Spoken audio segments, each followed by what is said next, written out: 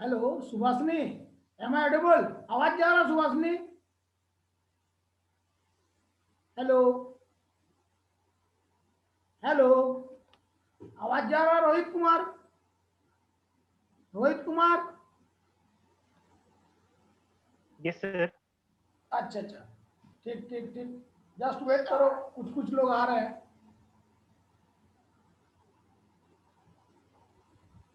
आ रहा है, वेट करो। So this class is non credit. तो आज हम लोग इस क्लास में जो है प्रोजेक्टाइल के बारे में पढ़ेंगे। ये बीएससी 105 सिलेबस के बाहर का नॉन क्रेडिट है। जैसे हमारा कोई भी कॉम्पिटिटिव एग्जाम है, उसमें डायनेमिक्स का जो क्वेश्चन आता है, ठीक है, वो क्वेश्चन को कैसे सॉल्व करना है, पहले उसका बेसिक कॉन्सेप्ट हमको हम लोगों को मालूम होना चाहिए। उसी तरह अभी हम लोग प्रोजेक्ट है जो हमको, I think you have already studied in 11, class 11, उसी पार्ट को, जिसको जो 11 में नहीं समझा है, ठीक है, उसके लिए ये अच्छा है, और जो समझ लिया है उसके लिए और एक बार समझ लेगा वो और अच्छा है, ठीक है ना। तो इस पार्ट को अभी हम लोग प्रोजेक्टाइल के बारे में पढ़ेंगे। तो कोई भी बोलो प्रोजेक्टाइल क्या होता है, जो 12 में, सुभाषनी तुम ही बताओ प्रोजेक्टाइल क्या है। सुभाषनी? Yes sir. हाँ बोलो, तो प्रोजेक्टाइल किसको बोल रहे हैं? सर प्रोजेक्टाइल ये जो एंगल, किसी एंगल से किसी चीज को थ्रो किया जाता है और जो एंगल बनता है उसको प्रोजेक्टाइल बोलते दृष्टि प्रिया बताओ।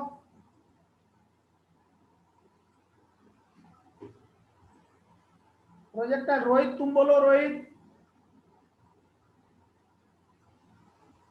टू डायमेंशन मोशन जिसमें सर हाइट चेंज होते रहे ऑब्जेक्ट का। आनंद तो कुछ बताओ प्रोजेक्टाइल के बारे में। Anand do you have any idea? No sir. No, ठीक है, हमको मालूम है, नहीं बहुत जन को नहीं मालूम है। तो हम लोग प्रोजेक्टाइल के बारे में जो भी बात अभी पढ़ेंगे, ध्यान से सुनना है, लगातार 2 या 3 पीरियड क्लास चलेगा, ठीक है। अब 11 12 भी अब लग रहा है हमको करना पड़ेगा क्या? चलो आयुष कुमार बताओ, इलेक्ट्रिकल।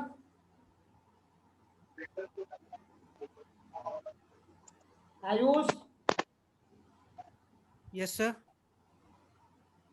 बोलो इसके बारे में, प्रोजेक्टाइल के बारे में। प्रोजेक्टाइल हाँ प्रोजेक्टाइल। सर वो जो यू टाइप का जो मोशन होता है सर, अगर हम लोग कोई क्लिफ से अगर कोई पत्थर फेंकते हैं तो वो जो डाउनवर्ड पैराबोला का जो शेप बनता है वो हाँ प्रोजेक्टाइल मोशन। अच्छा, और कुछ इसके बारे में, क्या क्या पैरामीटर्स हो सकता है प्रोजेक्टाइल में? सर इसका रेंज होता है, मैक्सिमम हाइट निकालना पड़ता है। हाँ और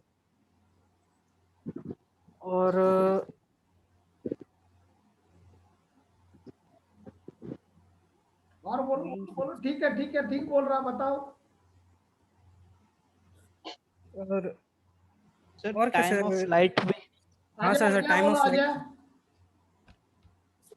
अजय, यस सर। हाँ कौन कौन सा पैरामीटर निकालोगे प्रोजेक्टाइल में, कुछ आइडिया है? Sir range, yes sir, range, height, हाँ यही सब निकालते हैं सर। है, रेंज खाली यार, हाइट ही निकालेगा, और भी याद करो, याद मैक्सिमम करो। हाइट, हाँ मैक्सिमम हाइट। ठीक है, हाइट, और दूसरा क्या होना चाहिए? Sir time of flight. एकदम एग्जैक्ट, और गुड। और दूसरा Asghar Ali. Sir sir acceleration भी फाइंड करते हैं। दूसरा बोलो, दूसरा बोलो। Speed reaching on ground, time of ascent, time of descent, हो सकता है ना? टाइम ऑफ एसेंट और टाइम ऑफ डिसेंट।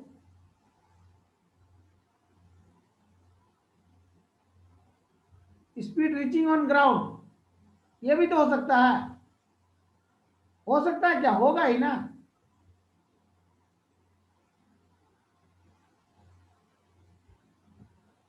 चलो तब हम स्टार्ट करते हैं, ठीक है।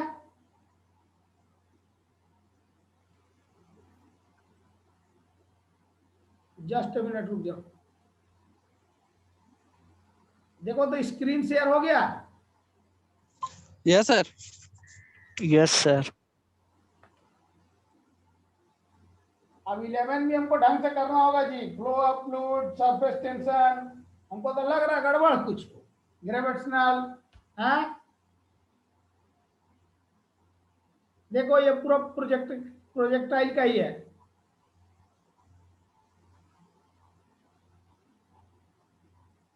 देख रहे हो ना?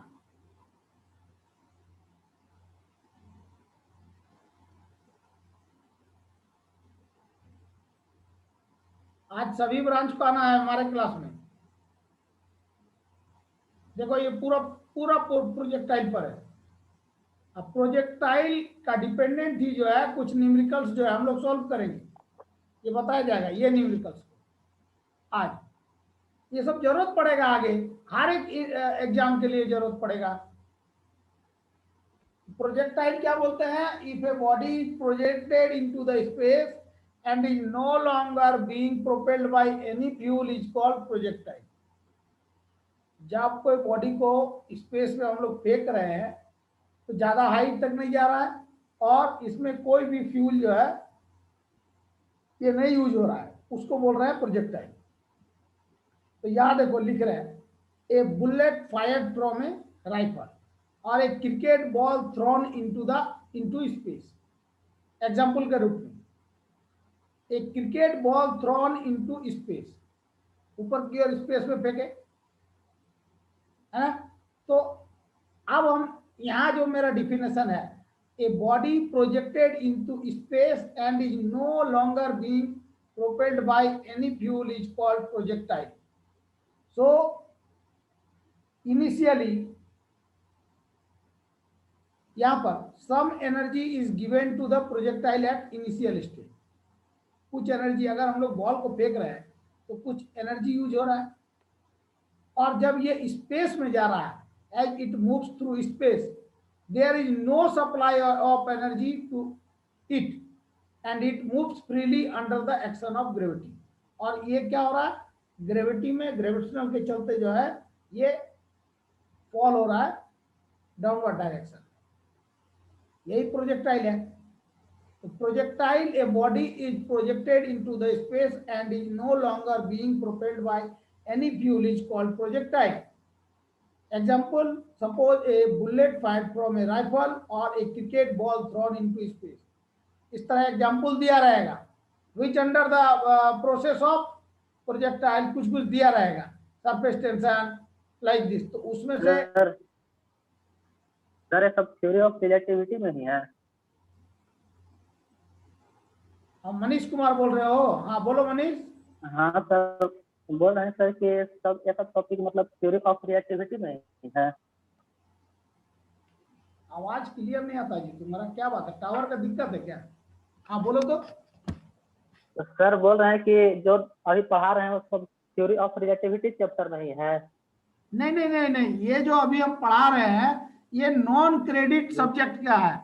नॉन क्रेडिट, ये मेरा BSc 105 में नहीं है, ठीक है। ये कॉम्पिटिटिव एग्जाम में इस तरह का क्वेश्चन आएगा। तो अगर हम डायरेक्ट इसका न्यूमेरिकल को सॉल्व करेंगे प्रोजेक्टाइल का तो कुछ भी समझ में नहीं आएगा, क्योंकि बहुत सारा बच्चा जो है वो 11 उनका कमजोर है। 11 में हो सकता है वो नहीं पढ़ा हो या 12 में नहीं पढ़ा हो रहा। तो उसी पार्ट को अभी हम रिपीट कर रहे हैं जो कॉम्पिटिटिव एग्जाम में पूछा जाता है। जैसे पिछला बार हम v = u + a × t, v² = u² + 2as, s = vt, s = ut + ½ t²। इस तरह का फॉर्मूला का न्यूमेरिकल्स हम लोग पिछला क्लास में पिछला बार जो है नॉन क्रेडिट क्लास में कर चुके थे। नॉन क्रेडिट क्लास है ये। सिलेबस तुम लोगों का B Tech first semester second semester का सिलेबस कब आ रहा है, लेकिन ये कॉम्पिटिटिव एग्जाम में आएगा, इसीलिए ये 12 का ही 11 12 का ही हमको जो है न्यूमेरिकल्स को अगर हम क्लियर करेंगे, ठीक है ना, तो कॉम्पिटिटिव एग्जाम जब भी एग्जाम दोगे आफ्टर पासिंग फ्रॉम बीटेक जब पास कर जाओगे उसके बाद तो एग्जाम देना है ना कॉम्पिटिटिव एग्जाम, तो उस वो सब कॉम्पिटिटिव एग्जाम में इस तरह का क्वेश्चन देगा डायनेमिक्स का।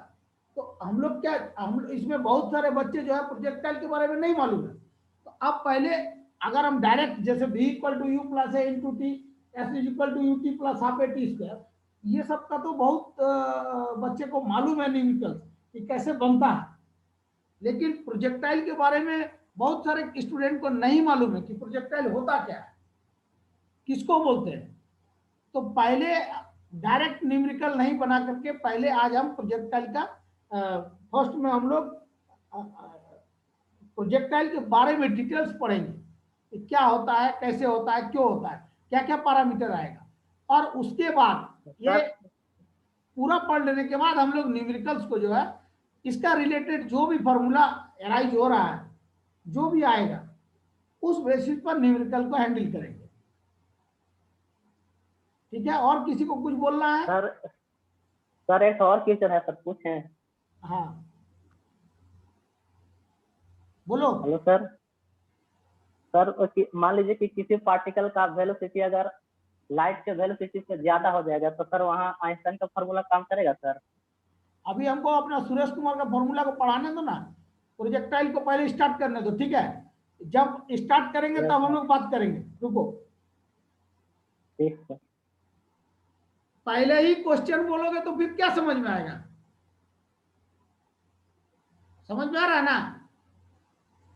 पहले हम लोगों को क्या होता है कि कभी भी फिजिक्स, मैथ और केमिस्ट्री, ये सब में क्या है कि पहले हम लोगों को पढ़ने दो, पहले हम लोग स्टार्ट करते हैं बेसिक स्टार्ट करने के बाद हम लोग बात करेंगे, ठीक है? और कोई भी फिजिक्स का कोई भी पार्ट रहेगा, किसी भी पार्ट में अगर सिर्फ हम कॉन्सेप्ट क्लियर करेंगे बेसिक और उसके बारे में पढ़ा दिया जाएगा, उससे नहीं होगा। हमको कैसे पता चलेगा कि हाँ सभी बच्चा को जो है समझ में आ गया, फिजिक्स जो भी हम पढ़ाए उनको समझ में आ गया? हमको लग रहा है कि हाँ हम ये पार्ट में हम अपना कोरम पूरा कर दिए हैं, लेकिन हमको जब जज करना पड़ेगा कि लड़का समझा कि नहीं समझा, ठीक है, कि हवा में उन लोग बात किया कि हाँ हो गया सर हम समझ गए, तो उसके लिए हम लोग क्या, हम लोगों का फिजिक्स टीचर का मेन मोटो क्या रहता है कि अगर हम लड़का को न्यूमेरिकल्स दे देंगे, अगर न्यूमेरिकल्स प्रॉब्लम को सॉल्व कर देगा, इसका मतलब उसका उस चैप्टर का उसको बेसिक कॉन्सेप्ट उस थीम का मालूम है। अगर न्यूमेरिकल्स अगर कवर नहीं कर पाया, सॉल्व नहीं कर पाया, तो हमारा जो थिंकिंग है उसका बेसिक कॉन्सेप्ट वो क्लियर नहीं हो पाया। ठीक है, सभी के लिए बोल रहे हैं, ये मनीष को नहीं बोल रहे हैं, सबको बोल रहे हैं। फिजिक्स एक ऐसा सब्जेक्ट है जिसमें बेसिक कॉन्सेप्ट क्लियर रहेगा तभी न्यूमेरिकल बनेगा। अगर बेसिक कॉन्सेप्ट क्लियर नहीं है, मेरा 11 12 सही नहीं है और हम पढ़ने जाएंगे फिजिक्स का ऑनर्स, तो वहां ना कहीं जाकर के हमको फिर से जो है वो कॉन्सेप्ट को कभी ना कभी क्लियर करना होगा, तब फिर ऑनर्स का पार्ट को समझ में आएगा। तो चलो, ये प्रोजेक्टाइल का एग्जाम्पल है ये। अब हम बोल रहे हैं कि projectile fired vertically upward motion under gravity. Just a minute रुको, ये पार्ट है प्रोजेक्टाइल फायर्ड वर्टिकली अपवर्ड ऊपर की ओर जा रहा है, और मोशन अंडर ग्रेविटी, फॉल हो रहा है किसके अंदर में? ग्रेविटी के साथ। तो सपोज करो we consider a projectile thrown vertically from this point A, and the its velocity is suppose u in upward direction. Its velocity decreases. First, initially its velocity increases After that, its velocity decreases gradually till it becomes zero at the point B. Means velocity is equal to zero at the point B. So here the distance height covered by the projectile means h. Maximum height it will be covered, that is h. So maximum height is the maximum distance. Here maximum distance h, maximum height, first condition. यहाँ देखो लिखे a body A point से ये projectile क्या हो रहा, upward direction में गया। किस वेलोसिटी के साथ गया, यू वेलोसिटी के साथ। स्टार्टिंग इनिशियली क्या होगा, ये जो बॉडी है इसका वेलोसिटी ज्यादा होगा अपवर्ड डायरेक्शन में, और कुछ दूरी के बाद इसका वेलोसिटी धीरे धीरे धीरे धीरे धीरे धीरे घटते घटते घटते घटते एक ऐसा पॉइंट आएगा जहां उसका वेलोसिटी जीरो हो जाएगा, जिसके चलते ये बॉडी वापस जो है डाउनवर्ड डायरेक्शन में, मतलब सरफेस पर ये फॉल होगा ड्यू टू ग्रेविटी। अगर हम लोग बॉल ए पॉइंट से ऊपर की ओर फेंक रहे हैं, ऊपर की ओर फेंके तो इनिशियली क्या होगा, बॉल में जो वेलोसिटी है, स्पीड है, वो क्या है, यू है, वो वेलोसिटी यू है। धीरे धीरे वो वेलोसिटी घटते घटते घटते घटते यहां मान लो इतना हाइट पर बॉल आकर के इससे ऊपर ये बॉल नहीं जा रहा, इसका मतलब यहाँ इसका वेलोसिटी जीरो हो गया। तब जीरो हो गया वेलोसिटी तो बॉल क्या होगा, वापस यहाँ से ग्राउंड सरफेस पर फॉल होगा due to gravity, action of gravity.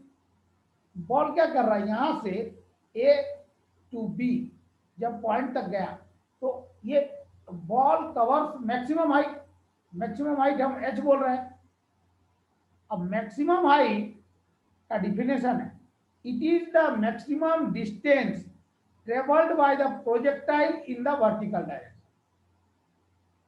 हम लोग तब इस पे बात कर रहे हैं जब बॉडी मेरा सिर्फ जो है प्रोजेक्टाइल अपवर्ड डायरेक्शन में जा रहा है।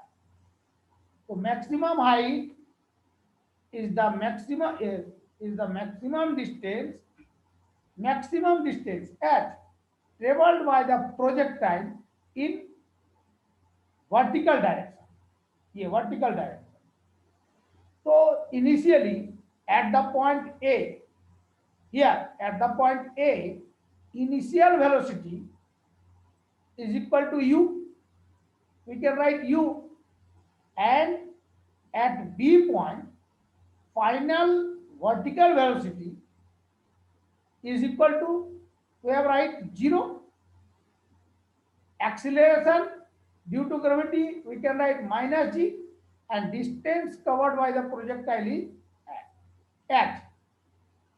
तो मनीष कुमार ये बोलो, u दिया हुआ है, v दिया हुआ है, a दिया है minus g, s is equal to h। तो which formula we have to use? Manish बोलो, मनीष।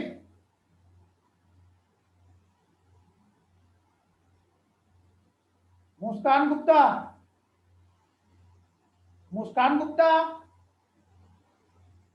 Yes sir. अब बताओ, अगर सपोज करो अभी हम बता रहे हैं, हाँ ये डायग्राम है, यहां मेरा at A point initial vertical velocity is u, initial velocity vertical velocity is u, v point final vertical velocity is equal to 0, a is suppose minus g, a is given here, and distance s is also given here, that is equal to h। so v, a and s, these parameters are given, so which formula we have to use? कौन सा formula use करेंगे? मुस्कान गुप्ता, आयुष कुमार बता दो, तुम ही बता दो। Sir time निकालना है क्या? काइनेमेटिक्स का कौन सा इक्वेशन यूज करेंगे जी? सर टाइम निकालना है क्या? नहीं, निकालना कुछ नहीं है, ध्यान से सुनो क्या क्या दिया है। V, U, A और S ये पार्ट दिया हुआ है, तो कौन सा फॉर्मूला काइनेमेटिक्स का यूज करेंगे? Sir v square is equal to u square plus 2as।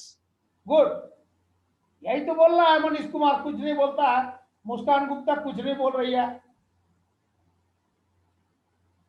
जब हमारा वैल्यू ए पॉइंट में यू दिया हुआ है, इनिशियल यहां ए पॉइंट से प्रोजेक्टाइल क्या हुआ रहा, अपवर्ड डायरेक्शन में जा रहा है, और बी पॉइंट में आया, तो ए पॉइंट में उसका वेलोसिटी मेरा यू दिया हुआ है और बी पॉइंट में वेलोसिटी 0 है।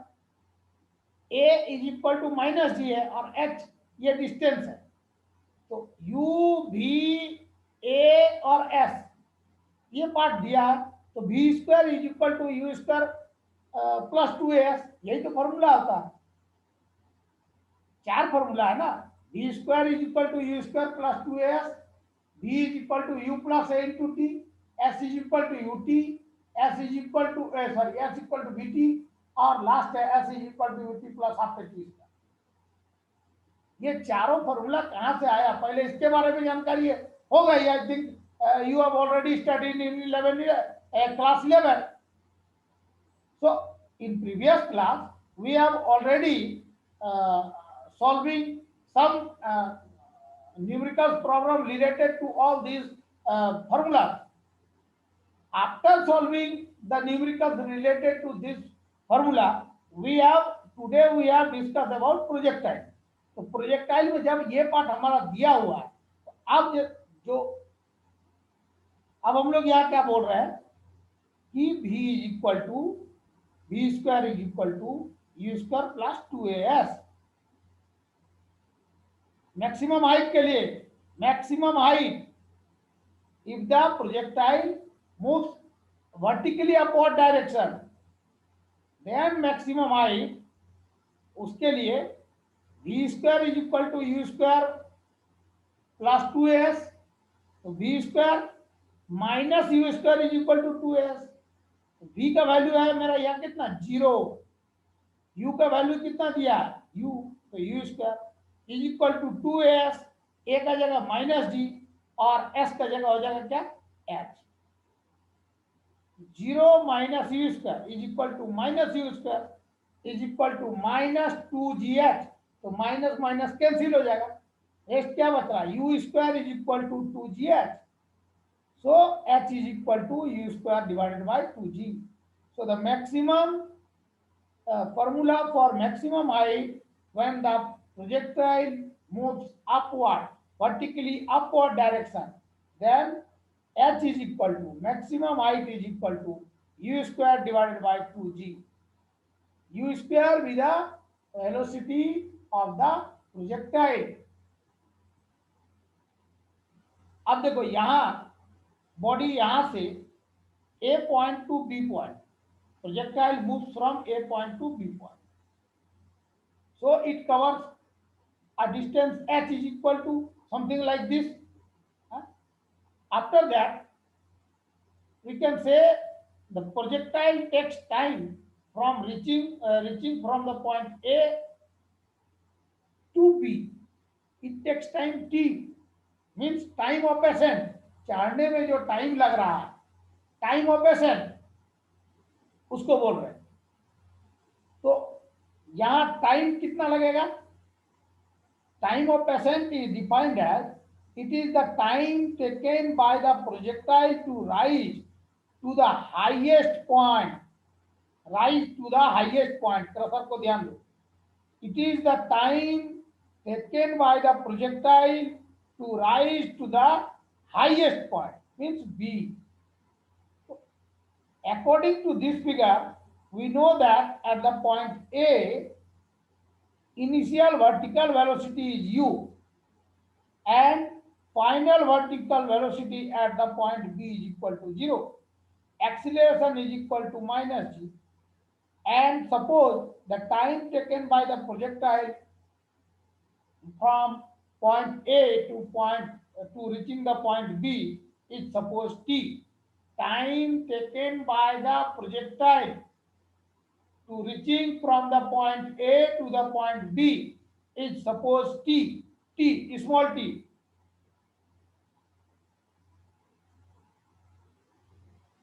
ये देखो u, v, g and t. So when u, v, a and t are given, in that case we have used v is equal to u plus a into t. This part. V is equal to u plus a into t. So in this equation, the value of v is equal to 0. The value of v is equal to 0 at the point B. Initially the velocity is u, because the projectile moves from point A, it acquires a velocity u here, and at point B velocity is equal to 0. Here I have written v and u. V means 0 is equal to u, a is minus g, minus into plus, minus g, and time is t. So this u comes in left direction. So 0 minus u is equal to minus u is equal to this minus gt. So minus will cancel. So u is equal to g into t. Therefore, t is equal to this u divided by g. Again, formula for time of ascent of the projectile, t is equal to u by g. ये formula सब दिया रहेगा objective में, इसमें से select करना है। कोई चार ये दिया हुआ है, choices are given, 4 choices are given in any question. You have to choose only one. So first you have your basic concepts is clear, which is needed for solving the problems of physics. ये आया कहां से, पहले तो ये जानना होगा कि ये आया कहां से। डायरेक्ट अगर हमारा क्वेश्चन दिया रहेगा और बोलेगा टाइम ऑफ एसेंट कैलकुलेट करना है, तो संभव नहीं है, क्योंकि हमारा बेसिक कॉन्सेप्ट अगर क्लियर नहीं रहेगा टाइम ऑफ एसेंट का, कि बॉडी यहां से वर्टिकली अपवर्ड, अभी थ्रोन रस्सी से बांध करके हम पत्थर को नहीं फेंक रहे हैं। यहाँ क्या है कि जब हम बॉडी को अपवर्ड डायरेक्शन में मूव कर रहे हैं, वर्टिकली अपवर्ड मूव हो रहा है ग्राउंड सरफेस से, तब उस केस में टाइम ऑफ एसेंट यहां तक आया, बी पॉइंट तक, A to B, the projectile moves from point A to B and it takes time t, and time t is equal to, अब हम लोग बोलेंगे u डिवाइडेड बाई g। अब जब यहां पर मेरा प्रोजेक्टाइल यहां तक आया बी पॉइंट, इस पार्ट बी पार्ट, यहां आने के बाद यहां वेलोसिटी मेरा क्या हो गया, 0। बी पॉइंट में जब पहुंचा तो वेलोसिटी 0 हो गया। अब ये क्या होगा, जैसे ही बॉल अगर गया ए से बी पॉइंट में गया, वापस बी पॉइंट से वो जी के चलते जो है वो अट्रैक्ट कहाँ होगा, अर्थ सरफेस पर। इसका मतलब वो बी पॉइंट से ए पॉइंट में it will move from point B to A और fall from B point to A point. So in that case we can say the time taken by the projectile to fall from point B to A means time of descent. When the projectile moves from point A to B, time taken by the projectile is known as time of ascent. But when the projectile moves from B point to A point, I am upgrading this class, so in next period you join in same link. When the body moves from point B to A, time is known as time of descent. First क्या हुआ, जब A से B में गया तो time of accent, जब B से B point to A point, when it falls, the time should be known as time of descent.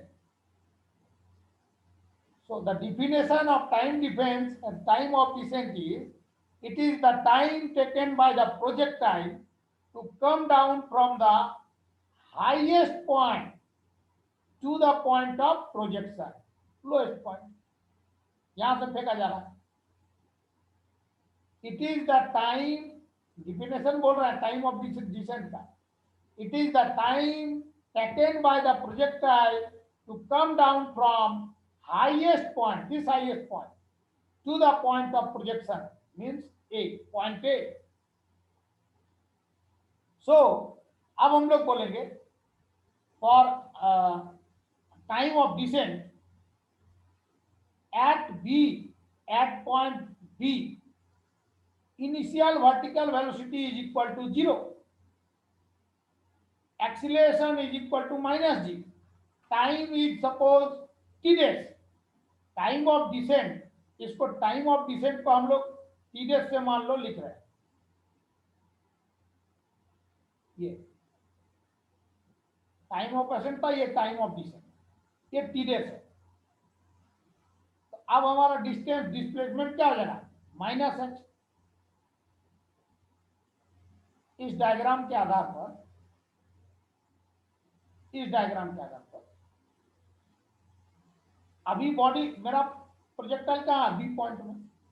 तो at point B initial vertical velocity is equal to 0, A is equal to minus g, और here we can write displacement is equal to minus h. At time taken by the projectile from point B to A is suppose t dash. Then applying kinematics equation, S is equal to ut plus half at square. S distance displacement is equal to minus h, यहाँ दिया हुआ, is equal to u. u क्या हो जाएगा मेरा 0. B point में velocity मेरा 0 है, into t. In place of t we have write t days. We assume that t days with the time of descent plus half. Sir तो sir distance तो कहीं माइनस में नहीं हो सकता ना सर? है सर डिस्टेंस तो माइनस में नहीं ना हो सकता? हाँ बोलो बोलो. सर डिस्टेंस जो है माइनस में तो नहीं ना? हाँ सुनो, डिस्प्लेसमेंट अभी जितना हाइट, जो हाइट कवर किया है, ठीक है, यहाँ मेरा रिलेशन, यहाँ माइनस हम इसलिए लिखे हैं क्योंकि ये पार्ट, ये डिस्प्लेसमेंट, क्योंकि जिस वेलोसिटी के साथ जो डिस्प्लेस किया है, मैंने अब लोअर टू अपर, मैंने ए पॉइंट टू बी पॉइंट में गया, वेलोसिटी ज्यादा था. अभी ऊपर से जब ये फॉल हो रहा है तो वेलोसिटी क्या होगा, इनिशियली मैंने ग्राउंड स्टेट से जब अपवर्ड डायरेक्शन में गया तो वेलोसिटी धीरे धीरे मेरा घटते गया, लेकिन जब अपवर्ड डायरेक्शन से डाउनवर्ड डायरेक्शन मैंने बी पॉइंट से ए पॉइंट में गया तो वेलोसिटी मेरा इंक्रीज कर रहा है कंपेयर टू फर्स्ट कंडीशन. उस चलते हम यहाँ पर डिस्प्लेसमेंट एच ले रहे हैं. यहाँ माइनस एच लेने का कारण वही है, ठीक है.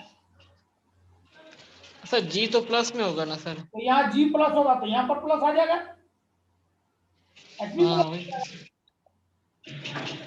ठीक है. हाँ अच्छा, जो जब प्रोजेक्टाइल हुआ था ए से बी तो जो इनिशियल वेलोसिटी था, और जब ऊपर से नीचे गिरेगा तो वेलोसिटी वही सेम थोड़ी रहेगा सर, वो चेंज हो जाएगा ना? अरे बच्चा पहले ध्यान से समझो, तुम बीच में घुसा पंकज. यहाँ मेरा इनिशियल वेलोसिटी ए पॉइंट में जब ए पॉइंट से बी पॉइंट में जा रहा है तो इनिशियल वेलोसिटी मेरा यहाँ पर u है। हाँ सर।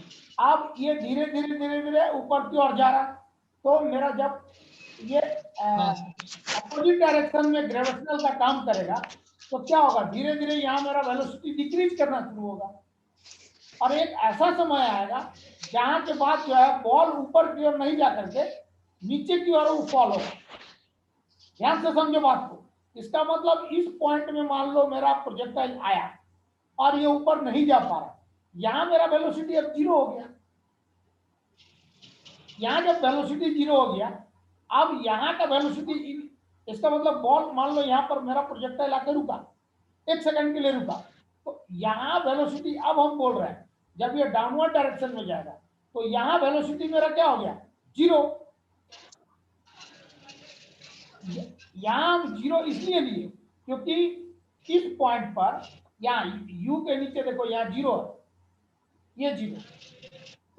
बी पॉइंट में मेरा velocity after reaching from the point B, projectile क्या कर रहा है, 1 सेकंड आधा सेकंड के लिए रुक रहा है। तो इनिशियली अब हम बोल रहे हैं जब अपवर्ड से माने B point to A point जब वो जंप कर रहा है तो बी पॉइंट में उस समय वेलोसिटी मेरा 0 है, 0 वेलोसिटी यहाँ चेंज हो रहा है। ए पॉइंट में यू था, बी पॉइंट में 0 आया पहुंचने पर, अब बी पॉइंट से वो ए पर आ रहा है तो बी पॉइंट में जो जितना वेलोसिटी आया था स्टार्टिंग में पहुंचने पर वो वेलोसिटी अब इसके लिए क्या हो जाएगा, 0 इनटू ये T days.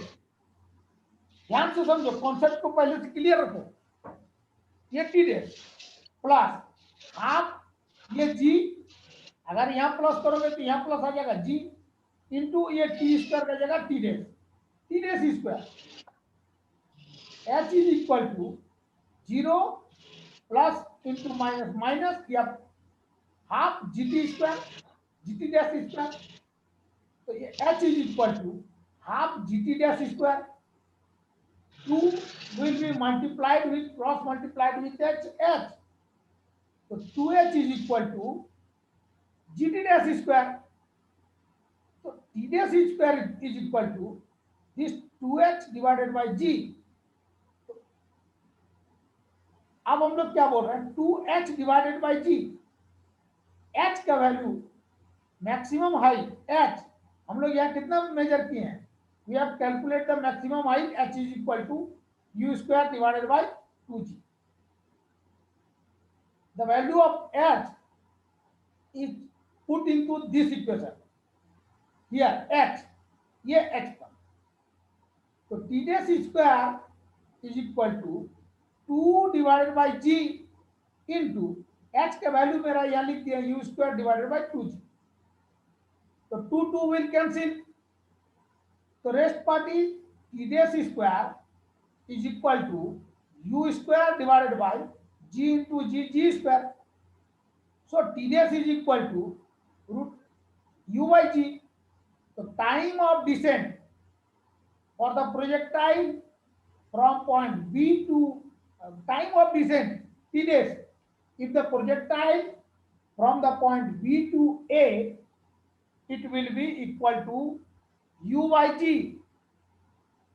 for time of ascent it is u by g, देखो u by g time of ascent, और टाइम ऑफ डिसेंट भी मेरा क्या है, t dash is equal to u by g। पहले हम या इस पहले मैक्सिमम हाइट लिए, ये मैक्सिमम हाइट, और maximum after calculation of maximum height we have taken time of ascent, means projectile moves from point A to point B. After calculating the time of ascent, we have next calculate the time of descent, means projectile moves from point B to and reaching to the point A. So this part is time of descent. After that, when time of descent is to be calculated, then जब ये time of descent